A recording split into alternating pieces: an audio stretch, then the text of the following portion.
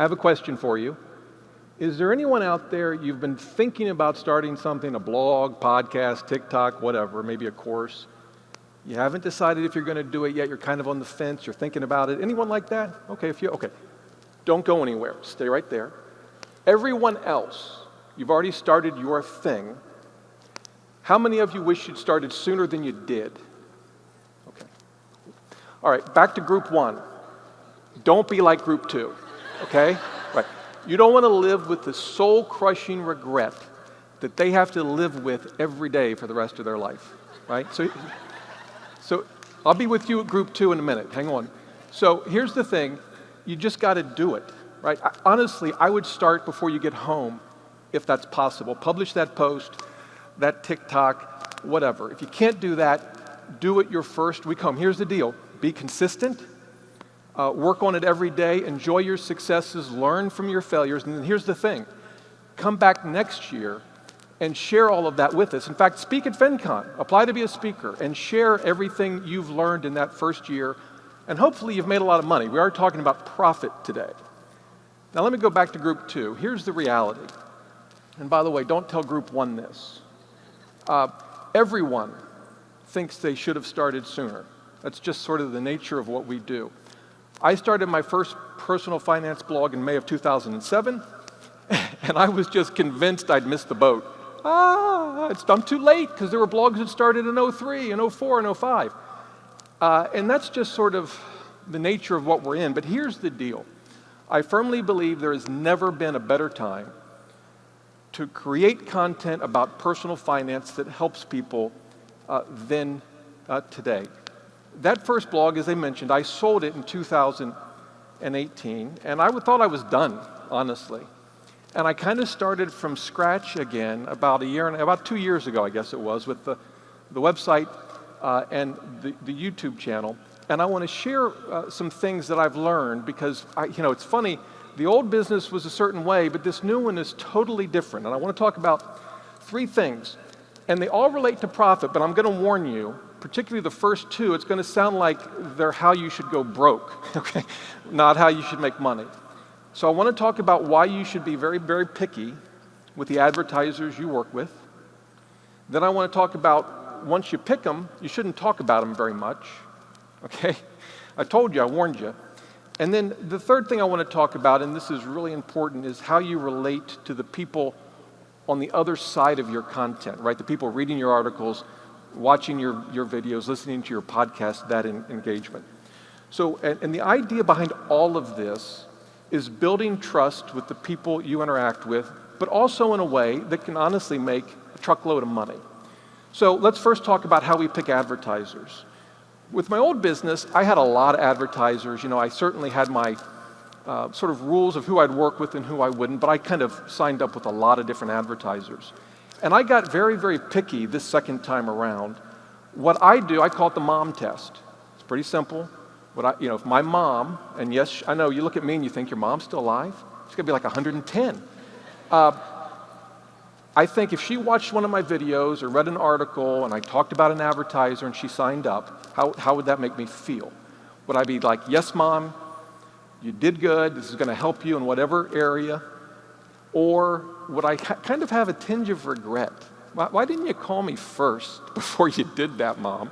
Right? That's my test. I was in a session earlier today, a TikTok session, phenomenal panel. What they do, and I think this is great too, is that they promote products and services that they use in their everyday life and that they would use regardless of their online presence. That's perfect. It aligns with their values. In my case, I talk a lot about investing and retirement, and I'm very, very picky with the investing advertisers that I work with. I turn most of them down. But here's what I've learned. You're going to make most of your income from just a couple of advertisers. That's been my experience. Anyone else experience that? Like your top 5 advertisers generate most of your income? No one? Am I the only one? A few of you, okay. Well, that's been my experience. And by selecting your advertisers that way, it aligns with your own values. Now, I said, once you select them, don't talk about them a lot. Here's what I mean. I envision my journey, it's a journey, I'm in the car, and I'm going to pull over and pick up the few advertisers that I've selected. And they all pile into the car, and we're ready to make money. And I look at them and I say, I don't think you understand the nature of our relationship. And they're like, well, what do you mean? You pulled over, you picked us up, we're here, we're ready to go. And so, well, let me show you. So we all get out of the car, and we go back to the trunk, and I open the trunk. And I say, this is where you get to ride, in the trunk. So I imagine them all climbing in their suits and their briefcase, and I slam the trunk. That's where they're going to ride on my journey. And by the way, while you're back there, you might want to quickly open the trunk and throw all the algorithms in the trunk. The Google search engine, the YouTube algorithm, the TikTok algorithm, and then quickly shut the trunk. Here's the idea. All of these things are important, right? That's why they're on the journey with us. That's why they're in the trunk. But they shouldn't be driving. And they shouldn't be riding shotgun telling me how to drive, right? I use them when I need to, when I think they're good for my community, and then I put them back in the trunk. So the question is, who rides shotgun? And I think the answer for all of us should be, again, the people on the other side of our content, our community. They get to ride shotgun, right? They get to enjoy the journey, and then every now and again, I'll let one of the advertisers out and put them in the back seat. They never go in the front seat, always in the back seat. I say to my community, meet the advertiser. They look back, what's up, right? And if I've done my job right, they hit it off. It's an advertiser that works with my community. It's an advertiser that I believe in and that I value, that I'm comfortable giving my stamp of approval with. And then when they're done, I put them back in the trunk. So for me, probably 5% of my content focuses on advertisers. That's certainly true with YouTube. And here's the thing. The community appreciates that. Building a community is a delicate operation.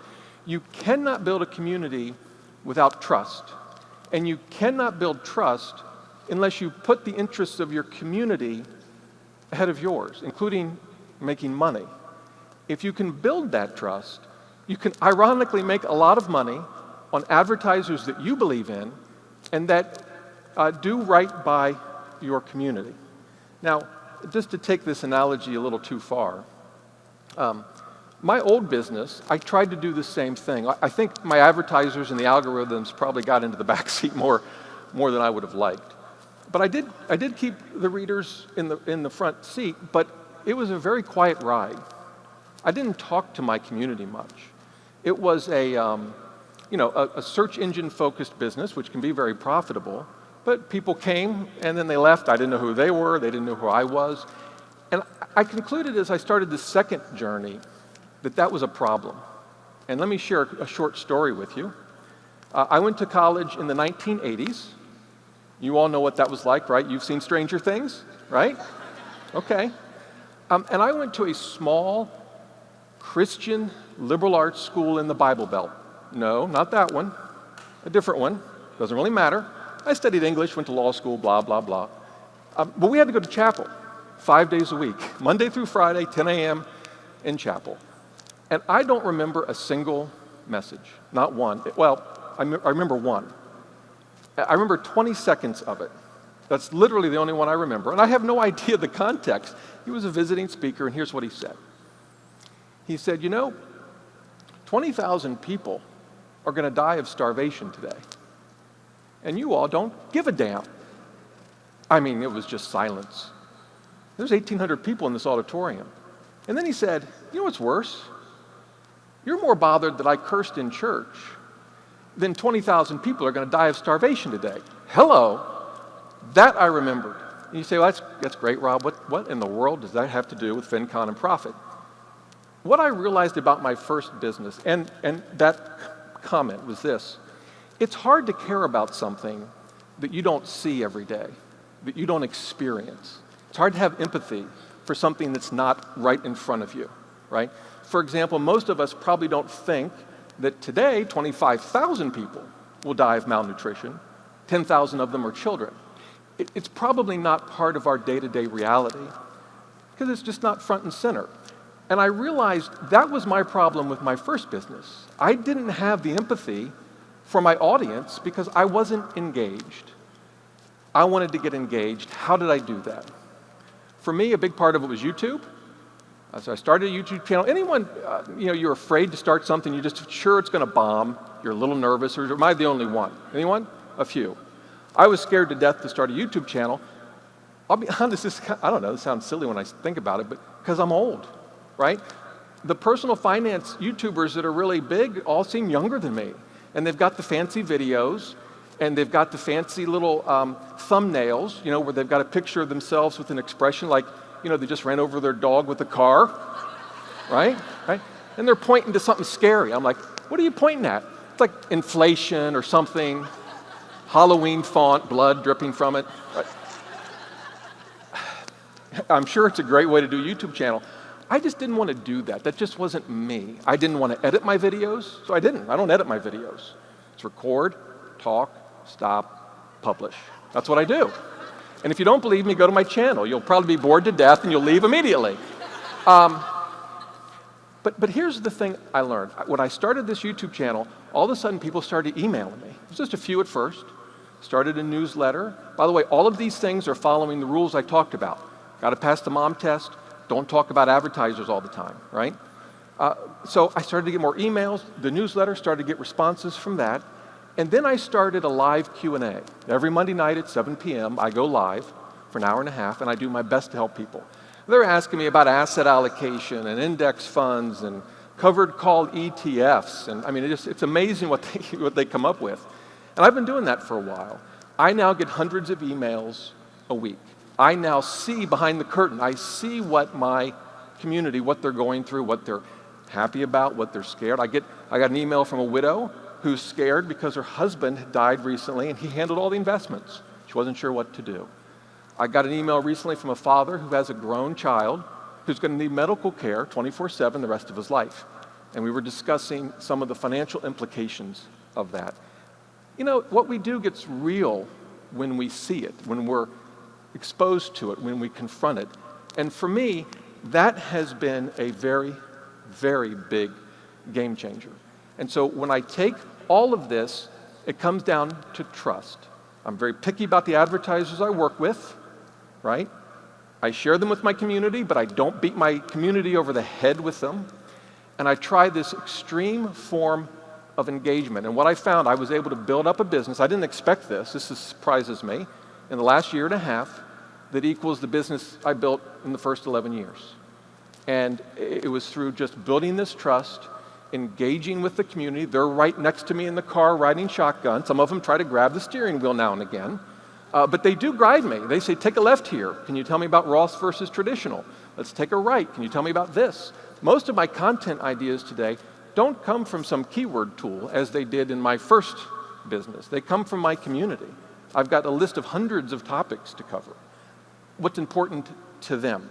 And then when I have an advertiser that makes sense and works well, it does extremely well with this community. So it's been a very fun ride. I actually enjoy this business a lot more than the last. Rather than riding in a car silently because I don't know my community, we're having a great conversation and it's very profitable. And I think this really is the model. I think it's not the only model, but I think particularly YouTube is still on the rise. Obviously, TikTok is huge. Podcasting is still huge.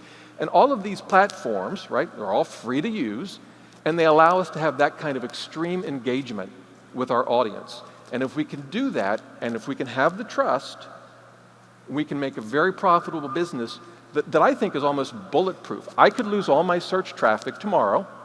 I would not be happy about that, but I would have a viable full-time business. I could even lose all of my YouTube traffic. Again, wouldn't be happy about it, but I would still have a viable full-time income. I could never say that with my first venture. So the key that I'll say, and it close with this, it's great when you have this community. You earn their trust. It could take years to earn this trust, but it can take 15 seconds to lose it. So I guard this community with everything I have. Whether it's which advertisers I introduce to them, how I respond to them. I always want to make sure, are there any biases on my part? Am I trying to push them to an advertiser because I'll make money? Or because I think it's best for them? I'm constantly thinking, guard and protect that trust with everything you've got because it's the most valuable asset you'll have. Thanks, FinCon. Appreciate it. Awesome. All right. Let's give it up for Thank you, Rob. Thank you. So good. I love how you talked about throwing some things in the trunk, keeping it in the back seat, and thinking about who is shotgun. Yeah. So how do you know when you are in a place of empathy? How do you keep it in front of you so you see it and you know where people need to be on that ride with you? Yeah. So the thing is just constant, continual engagement. So for me, I get hundreds of emails and I read them all. I respond to most of them.